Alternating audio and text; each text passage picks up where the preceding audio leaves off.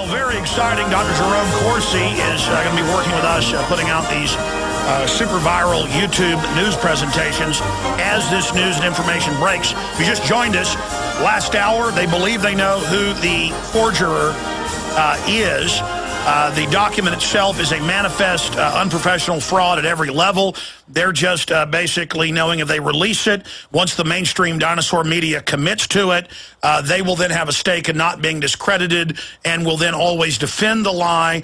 Also, he's breaking here that early next week at worldnetdaily.com, WMD.com, they will be releasing documents from the Kenyan government that there's been criminal tampering in the birth records of the hospital where the evidence shows Barack Obama was born. Dr. Corsi would not be going this far if he didn't have that information.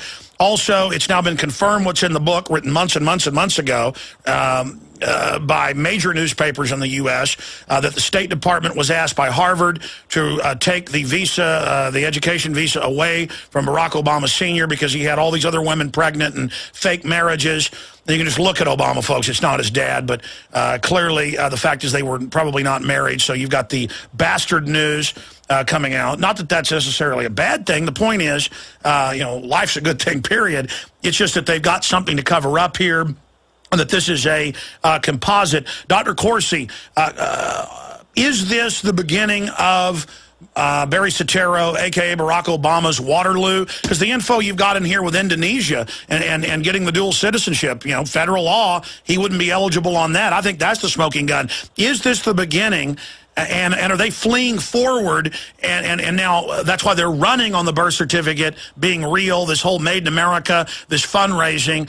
After 3 years of ignoring this, is this their Waterloo? Yes, this is the beginning of the end. The Obama administration knows if the American people read what's in this book, where's the birth certificate, and understands it, studies the exhibit, the Obama administration cannot survive.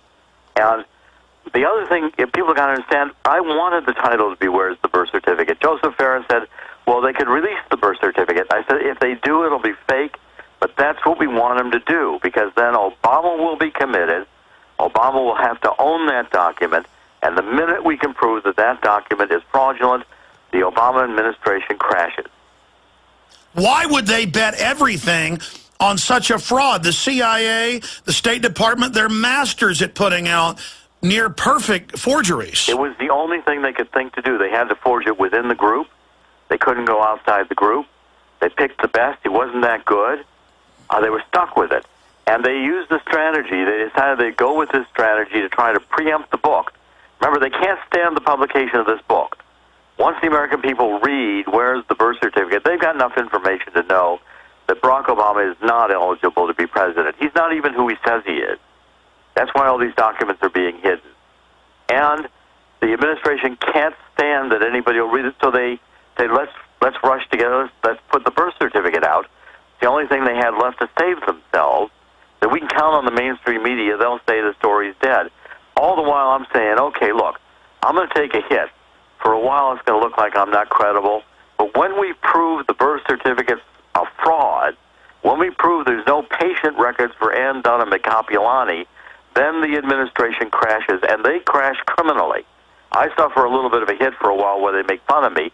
In the end, the vindication with the truth is what I'm after. And the truth is, Barack Obama was not born in Hawaii. The proof is he's born in Kenya. The proof is he may not be who he says he is, may not even know or want to reveal his true birth circumstances.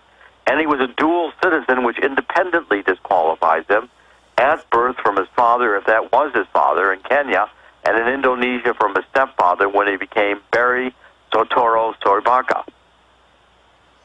And you also dropped the bombshell that Donald Trump has contacted you. He got an advance copy of the book. Donald Trump called me, pumped me for information, got us to send him an advance copy of the book. You know, I had no assurance that that wasn't going right to the White House. Mike Cohen calling me, talking to me. They're talking to Charlie Schumer. Look, the whole deal was a setup because with Trump, immediately Obama says, look, you come and make the issue very big, get it on, then I'll release the birth certificate. You'll be a hero. You got the birth, and then just drop the issue. Then the Bin Laden, this whole thing. You can, look, You can see the scripting. And if Trump were truly in this, and I told Trump, he called me up, I said, Trump, you get back into this and say that you want verification of these documents. You want to see the original best evidence, the original paper document, not this electronic nonsense, subjected to forensic testing, get it out of the vault. If you're going to show the birth certificate, show the original, get it forensically tested, and go to Kapiolani Hospital and say, show me Ann Dunham's patient record. Trump wouldn't do either one. And then we've got NBC that we know got massive bailout money. From GE, with GE, virtually having an office in the White House. And Trump breathing heavily about casinos going to be built in Chicago and maybe some tall buildings. I'm just waiting for Trump to show up with competing for those contracts. I'll be there investigating it. Well, I don't like being played for a chump either. I gave Trump information, trusting him, expecting him to stay in this battle, and not to have me walk out on the plank while he sits in the boat, says, I got my $60 million from GE. I don't care about Obama's birth records anymore. Well, in closing, you see I want to go back to this Esquire for folks that haven't read it. It was written clearly, as a news piece to try to say that you guys had disavowed your own book. Right, which we did not. And I'm not a litigious person, but I think Farah has an absolute... Farah's going to... In today's WND top Skyline headline, Farah says, help me to own Esquire. He's suing Esquire.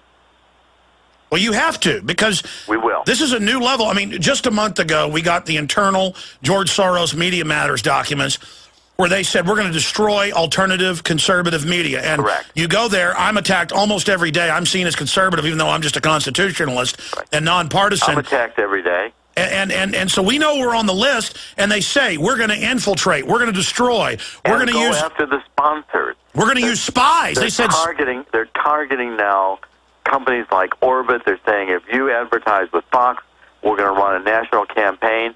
This is blackmail. This should be criminal. What Media Matters is doing, targeting out companies that fund Fox and saying we'll destroy your business if you do that. That's a clear form. It's racketeering. It's racketeering. Yeah, but worse than that, in those memos that Politico got... It's extortion, too. It's also a form of extortion. Well, yes, but in there they say we'll infiltrate into their companies with spies. Now, that's espionage. Well, that's espionage. They're doing espionage, extortion.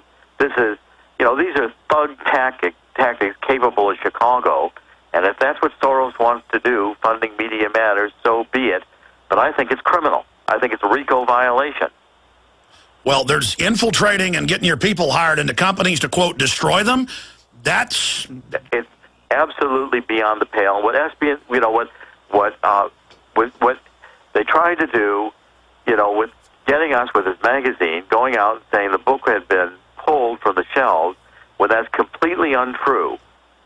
You've got Esquire out there on the limb trying to destroy our market. We spent the whole day, people wanting, we shouldn't go buy the book, it's gone. All that misinformation, classic misinformation techniques from intelligence agencies. And if that's what Esquire wants to do, then let them explain in court how they had an intention to destroy the book and what damages that causes. Well, it's bottom line, it's meant to cause people to run back to the store saying, I want my money back. Then all the big booksellers, Barnes & Nobles, panics and pulls it off shelves. And have you ever seen an attempt by the administration, by someone in the White House, to destroy a book? In the history of book publishing, I don't remember any president going after a book like this. Nixon actually went after some authors and people, and you saw what happened to him. This shows that they are running scared. They're on their last legs. They're gasping. They're desperate.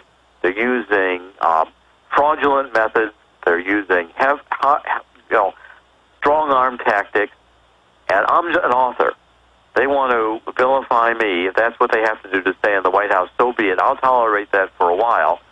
The final analysis, if that document's fraudulent, then we're vindicated, and the White House is going to have to explain to criminal court why a criminal document was brought out, and Obama will have to explain to the American people why he resorted to crime to stay in office. All right, we've only got about a minute and a half left, and we're coming back for the rest of the hour on economic news. Bob Chapman, formerly with intelligence, U.S. government, syndicated. I know Bob well, and I highly admire Bob. Let's bring Bob up just for a quick question, final question for Dr. Jerome Corsi. Listening to this, Bob, do you have any questions or comments for Dr. Corsi?